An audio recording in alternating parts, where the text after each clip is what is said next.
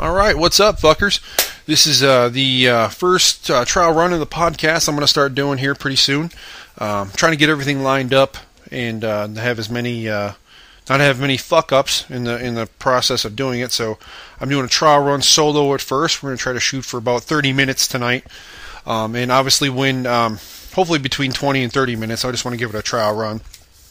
And then once we get going with that, and I can figure out what I'm going to need to do in order to accomplish everything, I'm going to bring we're going to have other people in here, obviously. Well, my good friend Pete DeGraff, who has one of those last names that you really can't just say, or has one of those names you really just can't say Pete. You have to say Pete DeGraff. It's just how it works. He knows that. We've known each other for a long time. He's a good metalhead, a good friend, and damn good guy. And he's probably going to be a regular on the show. Plus, we're going to have other people in here too.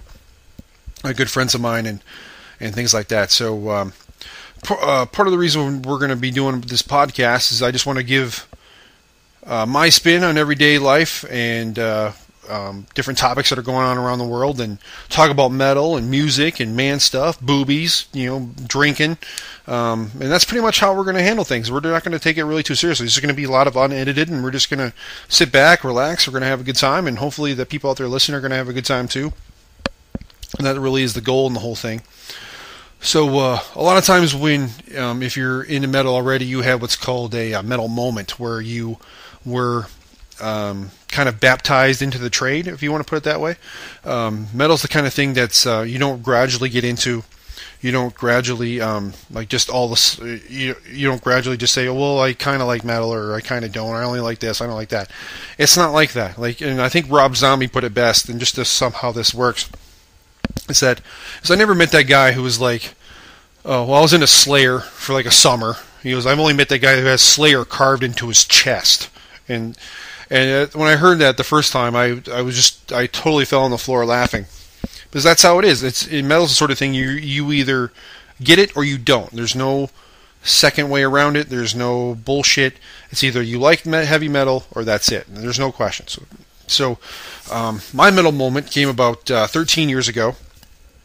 I was dating this girl named Sarah. I won't say her last name, but she was pretty much my first girlfriend. And so anyway, I was into hip-hop in high school and stuff, and at the time when I was dating her, I was into hip-hop, and like now I think about it, and like just the state of music at that time, and thinking about what I wore to school, and like what I wore in general, and I just want to sit back and fucking vomit. I just want to sit my head over the sink and fucking vomit. Because nowadays when I say that to people, they just look at me like, "Are you kidding me?" Because I'm 6'4", I'm 260 pounds, I'm covered in fucking tattoos. They would not expect me to be into that shit. Which now I can't even believe that I let myself go that far. But so anyway, I was on my way to her house, and I was driving this truck that my dad bought for like $500 from a friend of his at work. It didn't even freaking ran when we went to go see it. And when I first saw it the first time, I thought it was green. It was like green and gray. And it looked like if you want to try to picture that in your head, like that kind of color, think it was somebody who hasn't brushed their teeth in a while and just does a lot of meth. That was the fucking color it looked like. I didn't even know what color it was. And then the guy told us it was in a hailstorm on the when he drove it back from Texas. So like the whole top of the truck and like the hood looked like fucking cellulite ass. I mean, that's probably the best way to say it. And then when we finally got it home, we washed it, I realized it was actually beige.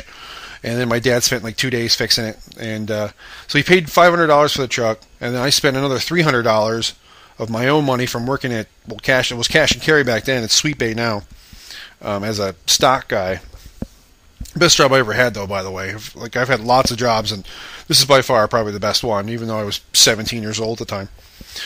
So anyway, I had this truck. I spent $300 on it, putting a system in. I bought new speakers for the doors. I bought speakers for behind the seats. Obviously I bought a new CD player to put in, and an amplifier and all this other bullshit. And I was driving with my brother, my younger brother Mike, who was always into rock and metal and punk. He did a lot of punk, mostly a lot of ska was real big back then too.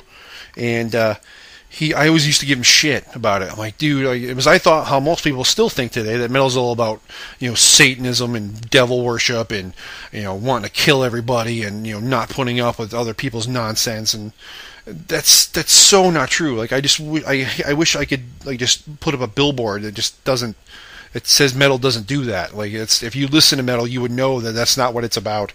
There's extreme cases and everything, and when you see people that, they attach metal over to something bad, like the Columbine disaster, and how they try to attack Marilyn Manson for what those kids did, and like, those kids didn't even listen to Marilyn Manson. Not that I'm downgrading what those kids did there, that was fucking horrible.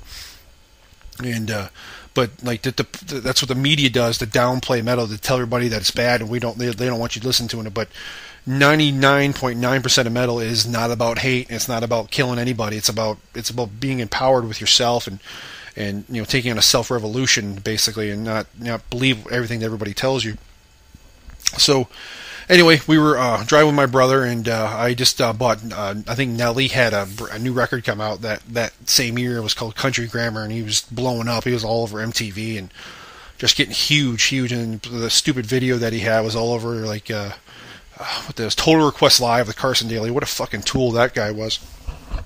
I mean, just an absolute douchebag. I mean, he was, thinking about it now, like, I used to watch that shit when I got home from school. Just another thing that I want to fucking blow my brains out over with a t-shirt cannon. So anyway, so we were driving. I put the CD on, and I put on one of the songs I liked. I can't even remember what it was. I think it was like "Batter Up" or something like that. It was on that record. And then I start playing it, and the system kicks in. I remember my brother just looks at me. He just turns his head, like, just real slow, like really quickly, and he just looked at me like I just shit my pants. Like, I mean, he just looked at me like, who the fuck farted? Just that look of just pure disgust. He's like, how in the fuck are you listening to this?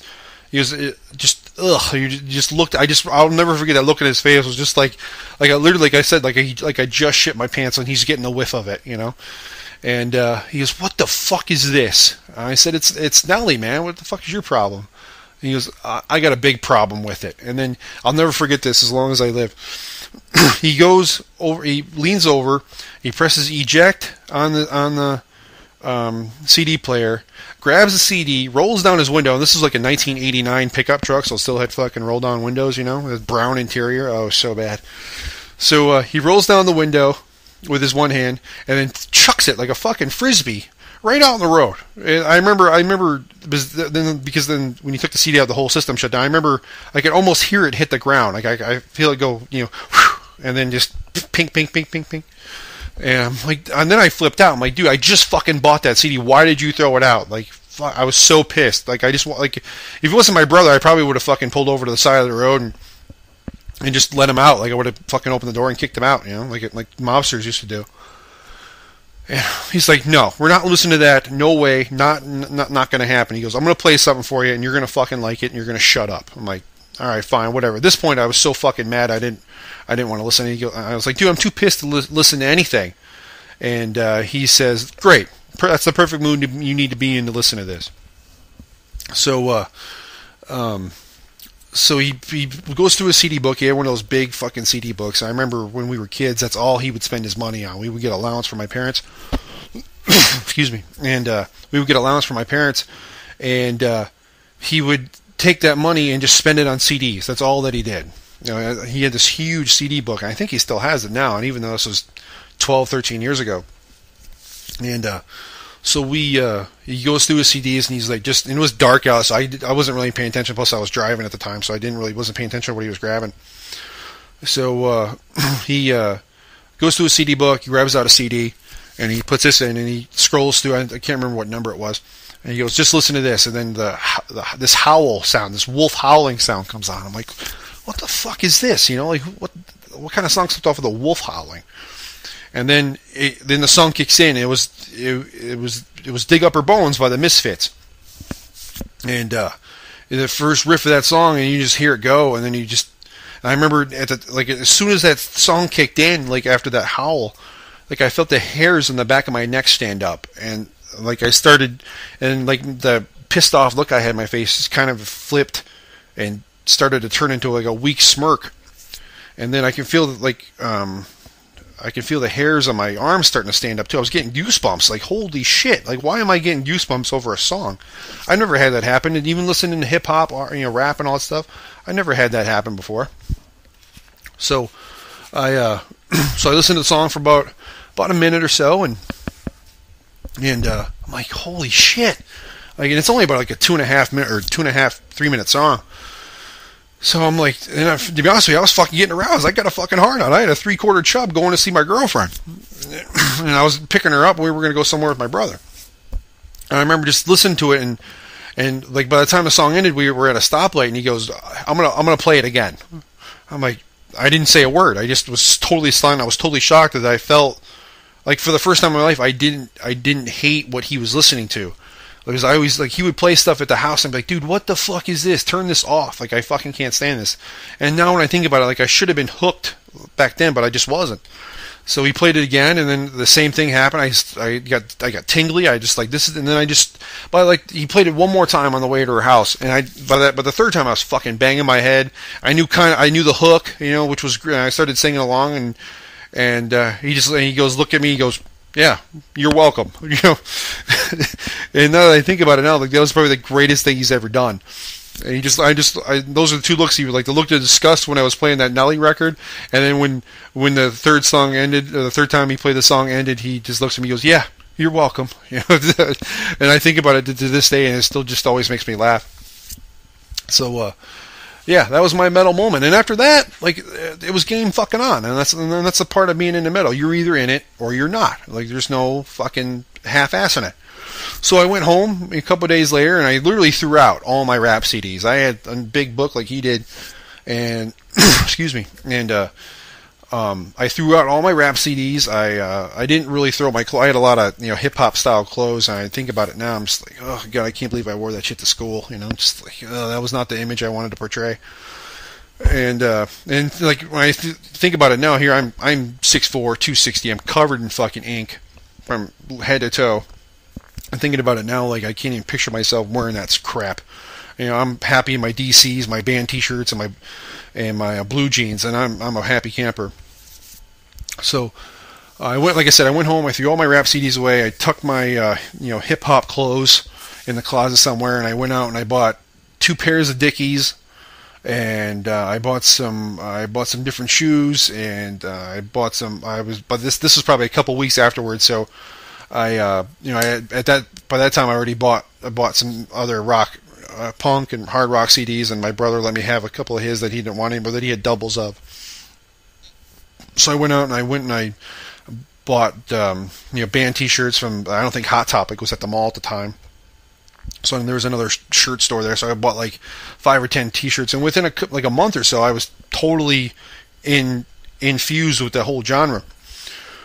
So after that was it. Game on. I was totally in. I got into punk, and then I got into a lot of the hard rock, like the industrial hard rock, and like bands like Seven Dust and Flaw. And Flaw was a huge influence on me. I mean, I got their band name tattooed on me. I got their lyrics tattooed on my arms, and I got their song titles fucking stamped on the back of my neck. And bands like Seven Dust, like I said, Flaw, Edema, Korn I got big into as well, and Edema, and then I think that October I was home, and my brother, I went to go see my first rock show, and it was Guavaween, fucking 2000. I remember, this sounds stupid to say now, but Disturbed was headlining, and I mean, you can say what you want about Disturbed, they're a great band. Dan Donegan's a beautiful guitarist, and David Draymond's a hell of a fucking singer. You can hate the band all you want, but those guys can fucking play. And so I remember the lineup for Guavaween that year was Disturbed, Systematic, Stereo Mud, Edema, and some other band. I can't remember what it was. And then so my brother and I went to the Guavaween show. It was actually our first time being in Ybor City by ourselves. Up until that point, our parents always had to be there. Because at the time I just turned 18 a few months back. Excuse me, I'm sorry. So we got down to the show, and we were like, I don't even think the first band went on till like 5 o'clock, and we were there at 3:30. I mean, how fucking dorky is that? But now, I mean, back then we didn't think anything of it. And then when I got older, I thought, like, man, I was really there early and being a dork and waiting for these bands to come on. But now, like, lots of people do that. A lot of bands now would rather play for 600 dedicated fans instead of 2,000, or just listening to it to fucking be into it, and are just doing it because the fucking MTV or Jersey Shore or something on the fucking radio told them they had to be into it, So I remember these my brother and I are standing there right up at the front gate, right at the fence facing the stage, and these two guys come up to us and they were all like, "Oh, hey man, you guys here for the show?" And they started bullshitting with us, and it turned out they were fucking guys playing in the bands. Like, one of the guys was the bass player for Stereo Mud, which is I still have their CD, and awesome band. They were a hell of nice guys. And then there was this little tiny guy, a little tiny fucker. I mean, he was shorter than my brother, which at the time my brother Mike was probably only like 5'5". And it turned out that was the lead singer from Edema, and that guy was actually Jonathan Davis from Korn. That's his little brother. So first time I remember a show, I got to meet two guys that I actually had been listening to for a while on the radio. I just didn't know what they looked like. So yeah, we stayed there for the whole night and watched the show. Disturbed put on a great show. They always put on a great show. I've seen them probably 3 times, in the course of being into hard rock and heavy metal. And they always put on a great show. Like I said, you can say what you want about Disturbed and how bad they suck. They've sold millions of records, and they're damn good musicians. Like I still think David Draymond's a fucking superhero. They call him the General for a fucking reason. Yeah, and after that, obviously we went to more and more shows and got hooked on more and more metal, and I started getting really into the hard rock side of it. Like I said, with bands like Seven Dust were really big, and Flaw and a couple others. And then I started getting into, my dad was always into classic rock, so I started listening to more of that. And he was like the Doobie Brothers and Blue Oyster Cult and Boston, fucking Boston. Holy shit! Like, nobody on this planet has a voice like Brad Delp. Nobody. And if you're wondering who Brad Delp is, he's the lead singer of Boston. And unfortunately, he's no longer with us. He committed suicide in 2008. Fucking terrible. But yeah. So my dad listened to classic rock, so I started getting into really classic rock, and I discovered Def Leppard and Journey, and then I got into the 80s hair metal with the Motley Crues and the Poisons and the Warrants, and like all cheesy that was, but it was still good music. Whitesnake, shit like that. And then growing up too, like my parents, they always were into doo-wop and fucking 60s rock, like Tommy James and the Shondells, and obviously the Beatles, and the Jay and the Americans, and even 50s rock, Elvis, and obviously Elvis was a big one, Eddie Cochran, and Buddy Holly, Richie Valens. So that's when I started remembering I always loved those songs, and I started listening to them more and more, and so now that's the only thing I listen to. That's, like I said, metal is either in or you're out. So I went in full bore, and I've stayed like that. And so now obviously now I'm more into the heavy metal side of things. They have it's called the New Wave of American Metal, with Killswitch Engage and Shadows Fall and All That Remains, and bands like that. And you hear those band names, and people automatically think, but most people think it's all about Satanism and death and killing people. And every time I hear that, I just want to shit down their neck, because it's not even close to that. If you listen to a Killswitch record, there's not a mention of hurting anybody or anything like that. Same thing with All That Remains and Shadows Fall. They never talk about anything like that. They talk about self-empowerment and not being afraid of who you are, and just saying fuck you to everybody else who doesn't get it, and opening your mind up and being able to accept that you have flaws and other people have flaws, and you're not perfect and this person's not perfect, but who fucking cares? Let's have a good time. And that's the best thing about metal, is it doesn't judge, it doesn't talk back, it doesn't make you think a certain way, it lets you think your own way. It'll put its opinion out there, but if you don't want to take it, that's cool too. But if you do, come on, let's go for a ride. So yeah, so that's my metal moment, I guess, along with my first show. Obviously I've been to 100 shows after that, but but nothing's ever going to make me forget about the very first one. So but once we get the show going, once we get this podcast going, we're going to have, every time we bring somebody new on the show, we're going to try to have as many different people on as we can. Hopefully it'll be me and Pete, there's the two standards, and then we'll obviously bring in a few people here and there to help, to get other opinions and have a better conversation, because me and Pete could talk all day about stupid stuff and you might not want to hear it, but when we have a different dynamic and different people in there, that's when people want to listen. That's what we're going for. So with each person that we're bringing in, we are going to, obviously ask them about their metal moment, and that's going to be kind of a prerequisite in order to come on the show. You at least got to be into hard rock or heavy metal or punk, and even if you're not like totally into it like I am or Pete is, you kind of at least got to just respect it and don't dog it because it's it's not something you listen to. You got to be able to respect different genres. Like I respect hip hop and R&B for what they are. It's just not my thing. I don't degrade people that listen to it now, but that's just not me. And I don't look down on you because that's what you're into and that's what you want to spend your money on. Have fun. I'm the last person to tell anybody what to do. If that's what you want to go and blow $2,000 and put it in your car and put it on rims and systems on. That's fine. Have fucking fun. I don't care one goddamn bit. But don't judge me because I listen to a different music genre than you do because I'm not doing that to you. You understand what I'm trying to say? So anyway, when we bring guests on, we're actually going to ask them about their metal moment and figure out what caused them to like what they like. And then that's how it's a good conversation. Plus, we're going to bring up different shit too. Topics of the day, things like that, and things that just kind of piss us off that we kind of just want to get off our chest. And having other people around you is an easier way to do that and to have your opinions validated. And like I said, if you don't care for my opinion, that's fine. That's why they're called opinions. They're not things that I'm telling you that, hey, look, you need to believe this way. These are my opinions. That's fine. If you don't want to listen to it, that's perfectly okay by me. I honestly don't care. But if you want to, that's great. Then we can have a good time. But I'm not going to, force fuck my opinions down your mouth. It's just not going to happen. I'm not that kind of way. I'll tell you what my opinion is, and then you can take it or leave it. But if you decide to go a different way than I do, that's cool. Hey, you'll learn sooner or later, or I'll learn sooner or later. I mean, who knows? That's the beauty of it. So obviously then we're going to, like I said, talk about their metal moment and talk about topics throughout the day and drink a little until drunk. Stupid stories that we've done, and we've all done stupid shit, and that's something that we can all have a good time listening to. I mean, who doesn't like hearing about somebody got drunk and passed out in the bushes and ended up puking all over everything? Just a real quick drunk story of mine, just to prove it.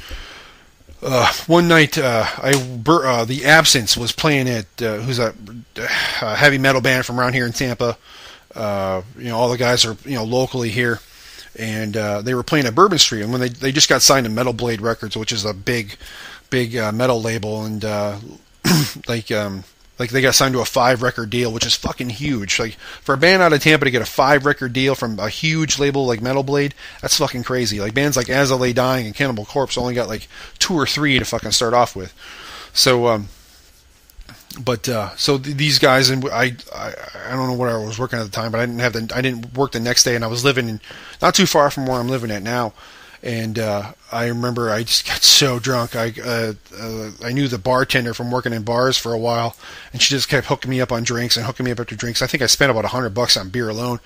And then saw the show. They played great, and so I couldn't drive home. And then I was going to go and sleep it off in my car because my car was parked behind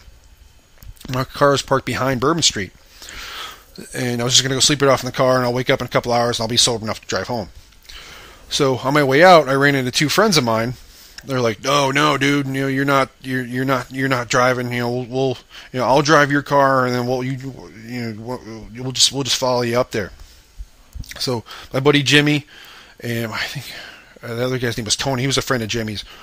And so they take me home, and I'm fucking passed out drunk. I remember I fell down in the grass behind Bourbon Street, and I was covered in fucking sand spurs. I remember just being poked, and I remember Jimmy just going, "Oh, what the fuck, dude? You're covered in sand spurs," and I'm not touching it.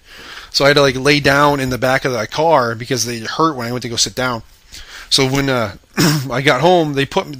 I'm just assuming this, and parts of it I've been told afterwards. I don't even remember most of it. So I get home. And they put me in bed. And they obviously took my shirt off because I was covered in fucking sand spurs. And I remember I woke up in the morning, just more hungover than I've ever been in my entire life. And it was just terrible. And so I remember I had one of those jet turbo fans kind of things that you see at Sam's Club. They're like, They just blow really, really fast. I had those facing my bed. I remember I put my hand over like on the sheets by where the fan was. I just remember it being wet and just feeling funny. Like, what the fuck? Why is it all wet? Like, what the hell? I just remember thinking that in my head. Like, why the hell is it all wet? I'm like, so I start to open my eyes up a little bit, and I'm like, oh God, why is it red? And what's this shit? I'm starting to come to out of my drunken stupor, and I realized that in the middle of the night somehow I must have fucking puked all over the bed, and because the fan was blowing so bad, all that shit fucking blew back, and it was all over me. Like, I didn't realize it at the time till I went in the bathroom to take that first beer piss, and realized that I had vomit, like on one, like literally, like what I looked like Two-Face basically from fucking Batman, and I had vomit all on one side of my face. The other side was perfectly clear because it was buried in a pillow.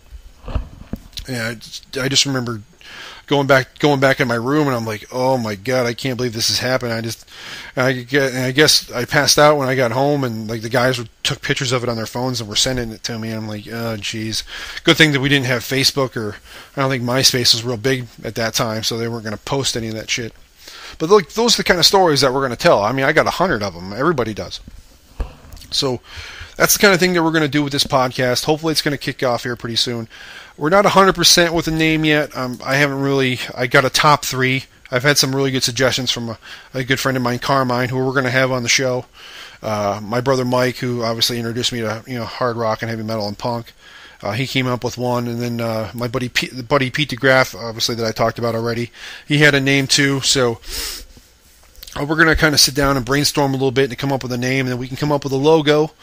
And then we can try to upload it to iTunes and hopefully try to get it out there as best we can. Obviously, if I'm doing it solo, it's only going to be about 25, 30 minutes, but that's about as far as I can go without my mouth feeling like I got a cactus in it. And but once you get more people in here, the conversation can change, the entire time.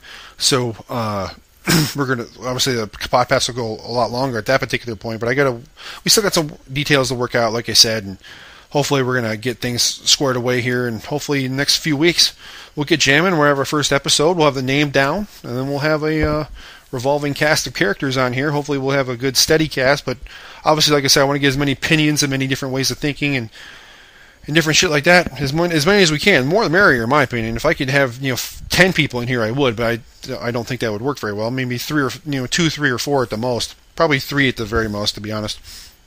We'll just feature somebody every week or so. This is kind of how often I want to do this. Probably about once a week, maybe twice a week if we get enough shit to talk about. So, all right, man. Well, we're going to sign off for now. So, hope you guys enjoyed it. We're going to be talking to you soon, and stay tuned. Thanks.